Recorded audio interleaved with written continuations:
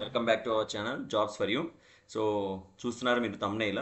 So CBSE నుంచి అండి, మన సెంట్రల్ బోర్డ్ ఆఫ్ ఎడ్యుకేషన్ నుంచి కేంద్ర ప్రభుత్వ ఉద్యోగాలు. సో ఇది అన్ని పర్మనెంట్ ఉద్యోగాలే అండి, ఎటువంటి కాంట్రాక్ట్ కాదు, ఏమీ కాదు, అన్ని పర్మనెంట్ ఉద్యోగాలే. సో జాబ్ లొకేషన్ ఎక్కడా కాదు, మన ఆంధ్రప్రదేశ్లోని విజయవాడలో అండి. సో మన ప్రభుత్వ ఉద్యోగం అండి ఇది. ఎవరైతే ప్రభుత్వ ఉద్యోగాల కోసం చూస్తున్నారో సో వాళ్ళకి ఇది ఒక సూపర్ నోటిఫికేషన్ అని చెప్పుకోవచ్చు మనం. సో అర్హత కూడా ఏమి అంటే, ఎవరైతే ఇంటర్ చదివారో, ఎనీ డిగ్రీ అంటే బీఈ బీటెక్ ఎనీ డిగ్రీ ఏం చేసినా కూడా వాళ్ళకి ఉద్యోగాలు ఉన్నాయి, అంటే క్వాలిఫికేషన్ బట్టి. సో శాలరీ వచ్చేసి కూడా 60,000 స్టార్టింగ్ నుండి ఉంటుందండి. సో మీ thumbnail చూస్తుంది నిజమే. సో నోటిఫికేషన్ అదే మీకు క్లియర్గా ఎక్స్ప్లెయిన్ చేస్తాను. సో ఎవరైతే మీ ఫ్రెండ్స్ అండ్ ఫ్యామిలీ మెంబర్స్ ఎవరైతే ఇట్లాంటి రిక్రూట్మెంట్స్ కావాలి అండ్ గవర్నమెంట్ జాబ్ కోసం చూస్తున్నారో వాళ్ళకి వీడియోని షేర్ చేయండి, అండ్ మీరు కూడా ఛానల్ని సబ్స్క్రైబ్ చేయండి, లైక్ చేయండి. సో దట్ నేను మరి కొన్ని వీడియోస్ మీకు ఇట్లాంటి ఉద్యోగాలు వచ్చినాయని మీకు మీ ముందుకు తీసుకురావడం జరుగుతుంది. అండ్ మనం నోటిఫికేషన్ చూద్దాం. మనం నోటిఫికేషన్ చూసుకుంటే, సో నోటిఫికేషన్ చూస్తే ఇది central board of secondary education and ఇది autonomous organisation under ministry of education. ఇది సెంట్రల్ సిబిఎస్ఈ నుంచి వచ్చింది. సో ఈ అప్లికేషన్ ద్వారా వీళ్ళు మనకి డైరెక్ట్ రిక్రూట్మెంట్, ఇక్కడ చూస్తున్నారు డైరెక్ట్ రిక్రూట్మెంట్ అంటే ఇది పర్మనెంట్ ఉద్యోగాలు అండి, ఎటువంటి కాంట్రాక్ట్ కాదు. సో వాళ్ళు direct recruitment of all competitive examinations based on following post, అంటే వీళ్ళు డైరెక్ట్ రిక్రూట్మెంట్ ద్వారా. సో ఈ పోస్ట్ అనేది గ్రూప్ సి కింద క్యాటర్ కింద వస్తుంది. సూపరింటెండెంట్ ఇది pay level 6. So superintendent and junior assistant ఈ రెండు జాబ్స్ అనేది, ఈ రెండు పోస్ట్ అనేది ఈ నోటిఫికేషన్ ద్వారా వారు భర్తీ చేయడం జరుగుతుంది. ఇంకోటి వచ్చి గ్రూప్ సి అండి, అది క్యాటర్, గ్రూప్ సి క్యాటర్, ఇది కూడా జూనియర్ అసిస్టెంట్. సో దీనికి కూడా పే స్కేల్ లెవెల్ 2 ఉంటుంది. అండ్ ఇంకోటి ఏంటంటే దీనికి మ్యాక్సిమం ఏజ్ వచ్చేసి 30 అండి. And age relaxations according to the government age relaxations కూడా మనకి అప్లికబుల్ అవుతాయి. అండ్ దీని ద్వారా, ఈ నోటిఫికేషన్ ద్వారా మనకి సూపరింటెండెంట్ పోస్టులు, సో మ్యాక్సిమం ఏజ్ 30 years. ఎవరికైతే ఓసీ అండ్ జనరల్ క్యాండిడేట్స్ అయితే ఎవరైతే ఉన్నా 30 years వాళ్ళందరూ అప్లై చేసుకోవచ్చు. And age relaxation according to the government rules ప్రకారం వేరే వాళ్ళు కూడా వర్తిస్తూ ఉంటుంది. అండ్ ఎస్సీ వాళ్ళకి వచ్చేసి 21 అండ్ ఎస్టీ వాళ్ళకి 10 post, and OBC 38, EWS 14 and unreserved 59. So total post అనేది కలిపి ఆల్ ఓవర్ ఇండియా మనకి 142 పోస్టులు అనేది విడుదల చేయడం జరిగింది. సో అండ్ జూనియర్ అసిస్టెంట్ కూడా ఏంటి అంటే, so according to the category wise మనకి అన్ని పోస్టులు కలిపి 70 పోస్టులు అనేది విడుదల చేయడం జరిగింది. సో మనకి ఇంకోటి ఏంటి అంటే, ద సెలెక్టెడ్ క్యాండిడేట్స్ ఎవరైతే సెలెక్ట్ అయ్యారో వాళ్ళందరినీ సెకండరీ బోర్డ్ ఆఫీస్ ఎక్కడైతే ఉన్నాయో అక్కడ వాళ్ళు ప్లేస్ చేస్తారంట. సో దాంట్లో వన్ ఆఫ్ ద లొకేషన్ మనకి వచ్చేసరికి విజయవాడ అనేది ఒకటి ఉందండి. సో విజయవాడ మన తెలుగు రాష్ట్రంలో ఉన్న విజయవాడ ఒకటి ఉంది. సో దానికని విజయవాడ. అండ్ దీనికి మెయిన్ మనకు కావాల్సిన బేసిక్ రిక్వైర్మెంట్స్ ఏంటి అంటే, మనకి మినిమం మన ఎవరైతే ఇండియన్ సిటిజన్ అయి ఉంటారో వాళ్ళందరూ ఎలిజిబుల్ ఫస్ట్. ఇంకోటి నేను ఇంపార్టెంట్ డేట్స్ చెప్పడం మర్చిపోయాను. సో ఆన్లైన్ రిజిస్ట్రేషన్, ఇది మనకి ఆన్లైన్ రిజిస్ట్రేషన్లో చేసుకుంటాము. ఇది ఆన్లైన్ రిజిస్ట్రేషన్ అంటే జనవరి 2nd స్టార్ట్ అవుతుంది అండ్ 31st జనవరికి అయిపోతుందండి. సో ఆ లోపు అందరం అప్లై చేసుకుందాం. అందరూ ఎవరైతే ఈ జాబ్ కోసం చూస్తున్నారో అందరూ అప్లై చేసుకోండి. అండ్ ఈ నోటిఫికేషన్ అనేది, డీటెయిల్ నోటిఫికేషన్ అనేది నేను కామెంట్ సెక్షన్లో అదే డిస్క్రిప్షన్లో పింగ్ చేస్తాను. సో దాని ద్వారా మీరు అప్లై చేసుకోవచ్చు. అండ్ ఇంకోటి ఏంటంటే మనకి నేను చెప్పాను ఏజ్ రిలాక్సేషన్ ఉంటుంది. Age relaxation depending upon the government rules ప్రకారం ఉంటుందని. సో ఎస్సీ ఎస్టీ వాళ్ళు అప్ టు 5 years అంటే 30+5 35 years వరకు అప్లై చేసుకోవచ్చు. ఓబీసీ వాళ్ళు అయితే 3 years అంటే 30+3 33 years వరకు అప్లై చేసుకోవచ్చు. పీడబ్ల్యూడీ క్యాండిడేట్స్ 40 అండ్ వేరే పీడబ్ల్యూడీ క్యాండిడేట్స్ అకార్డింగ్ టు అంటే వాళ్ళకు ఉన్న దాన్ని బట్టి వాళ్ళు చూసుకుంటే నోటిఫికేషన్ చూసుకోవచ్చు మీ అందరూ. సో దాని పరంగా ఉంటుంది.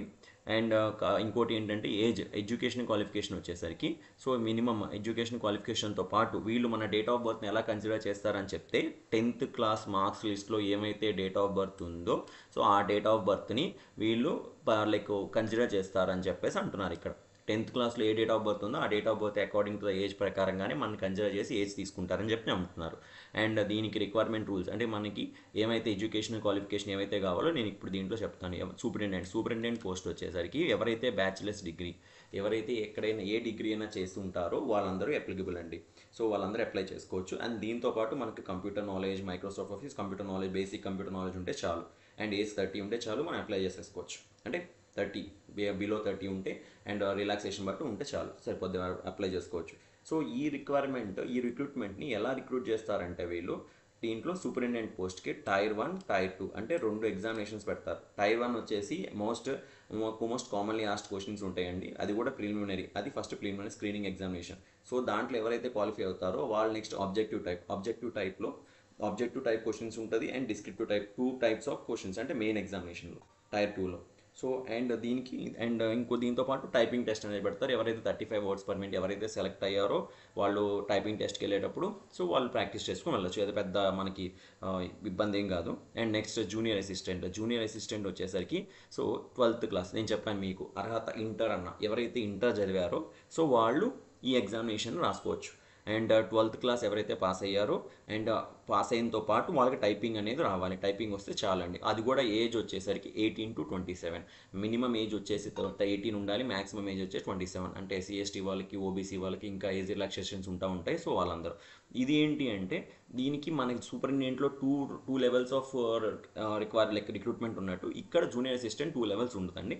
నార్మల్గా ఒక లెవెల్ టైర్ 1 MCQ క్వశ్చన్స్ అడుగుతారు అండ్ దాంతోపాటు టైపింగ్ టెస్ట్. ఇది చాలా అండి. ఎవరైతే జాబ్ కోసం చూస్తున్నారో, ఎవరైతే చాలా ఎగ్జామినేషన్స్ రాసి మాకు జాబ్ చూడాలనుకున్నారో దీని ద్వారా ఈ ఎగ్జామినేషన్ మనం గట్టిగా ప్రిపేర్ అయితే సో జాబ్ అనేది ఈజీగా కొట్టచ్చండి. అది కూడా కేంద్ర ప్రభుత్వ ఉద్యోగం. And next coming to that ఇంకోటి మనకి ఈ రెండింటికి అప్లై చేసుకోవచ్చా అంటే ఎవరికైతే చెప్తాను చూడండి. ఎవరైతే ఇప్పుడు అన్రిజర్వ్డ్ క్యాండిడేట్స్ ఉన్నారో, unreserved and OBC and EWS candidates ఉన్నారో సో వాళ్ళందరూ 800 రూపీస్ ఫీజ్ అండి. And next SC ST candidates and SC ST candidates, PWD candidates, ex service men and departmental candidates and women ఎవరైతే ఉన్నారో వాళ్ళకి ఫీజు అనేది లేదండి, Neel. So నేనేమంటున్నానంటే ఎవరైతే నేను జాబ్ నాకు 2 కావాలి, నేను 2 రాయగలను అనుకుంటున్నారో వాళ్ళు అప్లై చేసుకోండి. శుభ్రంగా 2 అప్లై చేసుకోండి. ఉమెన్స్ అయితే ఎవరైతే ఉమెన్స్ ఉన్నారో వాళ్ళకి ఫీజు లేదు కాబట్టి వాళ్ళు ఈ 2 అప్లై చేసుకోండి. నా సలహా ప్రకారం ఎవరైతే ఇంటర్ చదివారో, డిగ్రీ చదివారో వాళ్ళు అప్లై చేసుకోండి. ఇంకోటి వీళ్ళు ఇంకో మెన్షన్ ఏం చేశారు అంటే మనకు ఒక డౌట్ ఉంటుంది. నేను ఇప్పుడు ఫైనల్ ఇయర్ చదువుతున్నాను, నేను రిజల్ట్ రాస్తాను, రిజల్ట్ కోసం వెయిట్ చేస్తున్నాను, అది ఉంటుంది. సో వాళ్ళు ఎలిజిబుల్ కాదని చెప్పేశారు వీళ్ళు. ఎవరైతే రాసేసి ఎగ్జామినేషన్ రాసామండి, రిజల్ట్ కోసం వెయిట్ చేస్తున్నారో వాళ్ళు ఎలిజిబుల్ కాదు. ఎవరైతే మేము ఫైనల్ ఇయర్లో ఉంటామండి, రేపు పొద్దున ఎగ్జామ్ రాస్తామండి, 2 monthsలో ఎగ్జామ్ రాస్తాం, మేము అప్లై చేసుకోవచ్చు, వాళ్ళు ఎలిజిబుల్ కాదండి.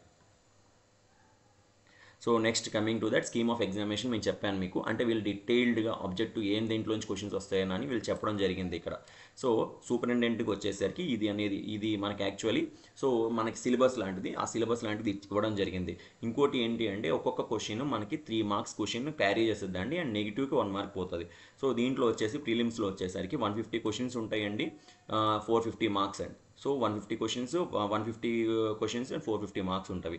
అండ్ ఇంకోటి ఏంటి అంటే డ్యూరేషన్ ఆఫ్ ద ఎగ్జామినేషన్ కూడా మనకి ఆల్మోస్ట్ 3 hours పెట్టారండి. Duration of the test 3 hours. 3 hours ముచ్చో మనం రాసుకోవచ్చు. ఎందుకంటే ఒక్కొక్క దాంట్లో 150 క్వశ్చన్స్ 450 marks అంటే మనం ఆల్మోస్ట్ ఇది OMR లైక్ ఆబ్జెక్టివ్ క్వశ్చన్సే, బట్ ఏంటంటే మనం చూసి రాయాలి. ఇంకోటి నెగిటివ్ మార్కింగ్ 1 mark పోతుంది, ఆన్సర్స్ చేయకపోతే మార్క్స్ ఏం పోదండి.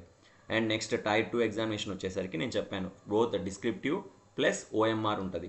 సో దీనికి వచ్చేసరికి వీళ్ళు ఏం చెప్పారంటే సో దీంట్లో ఏమన్నా అన్నారు 50 క్వశ్చన్స్ ఉంటాయండి, 150 marks, 3 marks క్వశ్చన్, 30 క్వశ్చన్స్ ఉంటాయండి, 150 marks.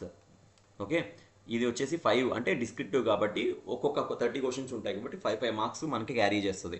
సో ఇదంతా కలిపి మనకి 300 marks ఉంటుంది టైర్ 2. జూనియర్ అసిస్టెంట్కి వచ్చేసరికి so junior assistant and superintendent వచ్చేసరికి వీళ్ళు 1:10 రేషియోలో మనల్ని సెలెక్ట్ చేయడం జరుగుతుందండి. 1:10 రేషియోలో మనం సెలెక్ట్ చేయడం జరుగుతుంది. ఇక్కడ చెప్పారు 1:10 రేషియోలో సెలెక్ట్ చేయడం జరుగుతుంది. టైర్ 2 వచ్చేసి డిస్క్రిప్టివ్ టెస్ట్, దాంట్లో 1:5 రేషియోలో ఒక పోస్ట్కి 5 మెంబర్స్ని సెలెక్ట్ చేస్తారు మన like according to the rules వాళ్ళు ఏమైతే ఇచ్చారో ఆ రూల్స్ ప్రకారం. అండ్ జూనియర్ అసిస్టెంట్కి వచ్చేసరికి ఇక్కడ 1:5, ఇది కూడా 1:5 రేషియోలో మనం తీయడం జరుగుతుంది. ఇక్కడ నేను చూస్తే మీరు ఇక్కడ టైర్ 1 ఆబ్జెక్టివ్ క్వశ్చన్స్ వచ్చేసరికి 100 క్వశ్చన్స్ ఉంటాయి, 300 marks. నేను చెప్పినట్టు ఒక్కొక్కటి 3 marks క్యారీ చేస్తుంది. And duration of the test 2 hours అండి. సో ఎవరైతే ప్రిపేర్ అవుతున్నారో ఇది కూడా సిలబస్ వచ్చేసరికి నేను చెప్తాను, సిలబస్ కూడా ఎట్లా ప్రిపేర్ అవ్వాలో చెప్తాను. సో మీడియం ఆఫ్ క్వశ్చన్స్ మనకి ఏ మీడియంలో వస్తాయి అంటే ఇంగ్లీష్ మీడియంలో వస్తుంది. ఎవరైతే ఇంగ్లీష్ అందరూ కామన్ ఇప్పుడు లాంగ్వేజ్ అనేది ఇంగ్లీష్, సో ఇంగ్లీష్ మీడియంలో వస్తుంది. అండ్ మనం ఏ లెవెల్లో ప్రిపేర్ అవ్వాలి అని అడిగితే ఎవరైతే సూపరింటెండెంట్ పోస్ట్కి అప్లై చేస్తున్నారో వాళ్ళు ఇంటర్ సీనియర్ సెకండరీ అంటే ఇంటర్ ఫస్ట్ సెకండ్ 2 కంబైన్ చేసి సెకండ్ ఇయర్ ఇంటర్ మనం క్వశ్చన్స్ చదువుకోవచ్చు. అండ్ టైర్ 2 వచ్చేసి మనకి టైర్ 2 అంటే డిగ్రీ లెవెల్ క్వశ్చన్స్ వస్తాయని చెప్పేసి అంటున్నారు. అండ్ జూనియర్ అసిస్టెంట్ వాళ్ళకి వచ్చేసరికి సీనియర్ ఇంటర్ క్వశ్చన్స్ వస్తాయి. నేను వాళ్ళకి టైర్ 2 లేదు కాబట్టి సో ఆ లెవెల్ క్వశ్చన్స్ వస్తాయని ఎక్స్పెక్ట్ చేయొచ్చు మనం. అండ్ నెక్స్ట్ నేను చెప్పాను city of examination Vijayawada. And posting కూడా మనకి సెలెక్ట్ అయ్యాము అంటే విజయవాడలోనే మనం పోస్ట్ చేస్తారండి. అండ్ ఎవరైతే తెలుగు స్టేట్స్లో ఎవరైతే ఉన్నారో వాళ్ళందరూ విజయవాడే కామన్గా పెట్టుకొని రాయడం చేయండి. సో ఎందుకంటే మిగతా అన్ని చూస్తే మనకి ఇక్కడ ఇవన్నీ నార్థన్ అండ్ సదర్న్ స్టేట్స్ ఉన్నవి. ఓకే, నేను ఇంకా ఏం చెప్పాను, 3 మార్క్స్ క్వశ్చన్స్ ఒక్కొక్కటి డిడక్ట్ చేస్తే 1 మార్క్ క్వశ్చన్ డిడక్ట్ అయిపోద్దని చెప్పాను. ఇంకా ఎగ్జామినేషన్ సెంటర్స్, ప్లేసింగ్ సెంటర్స్ కూడా చెప్పేశాను. సో ఇంకా మీకు ఈ నోటిఫికేషన్ మీద మీకు ఇంకేమైనా డౌట్స్ ఉంటే సో నన్ను కామెంట్ సెక్షన్లో పింక్ చేయండి, నేను డీటెయిల్గా ఎక్స్ప్లెయిన్ చేస్తాను. సో మీకు ఎటువంటి ఇబ్బంది ఉన్నా నాకు చెప్పండి. అండ్ నేను డిస్క్రిప్షన్లో ఈ నోటిఫికేషన్ లింక్ పెడతాను, ఎలా అప్లై చేయాలో అప్లై ఆన్లైన్ లింక్ కూడా పెడతాను. సో అప్లై చేసుకోండి. ఇటువంటి మరిన్ని నోటిఫికేషన్స్ మీ ముందుకు తీసుకురావాలంటే నా ఛానల్ని సబ్స్క్రైబ్ చేయండి. చూస్తున్నారు కానీ ఎవరు సబ్స్క్రైబ్ చేయట్లేదు, లైక్ కూడా చేయండి, కొంచెం నా వ్యూస్ పెంచండి. సో పెంచి నాకు కొంచెం ఎంకరేజ్గా ఉంటుంది, నేను మోర్ వీడియోస్ చేయడానికి నాకు హెల్ప్ఫుల్ అవుతుంది. మీరు ఇటువంటి వీడియోస్ నేను చూసే తీస్తున్నానండి, పర్మనెంట్ ఉద్యోగాలు, కాంట్రాక్ట్ ఉద్యోగాలు అవి చూసే తీసుకొస్తున్నాను కాబట్టి ఇంత లేట్ అవుతుంది వీడియోస్ పెట్టడం. నేను వెరిఫై చేసి నేను చేసిన తర్వాత మీకు తీసుకురావడం జరుగుతుంది. So please guys, share, like, subscribe. ఈ వీడియో ఎవరికైతే అవసరం వాళ్ళకు షేర్ చేయండి. Signing off you guys. మరి ఇంకో నోటిఫికేషన్తో మీ ముందుకు వస్తాను.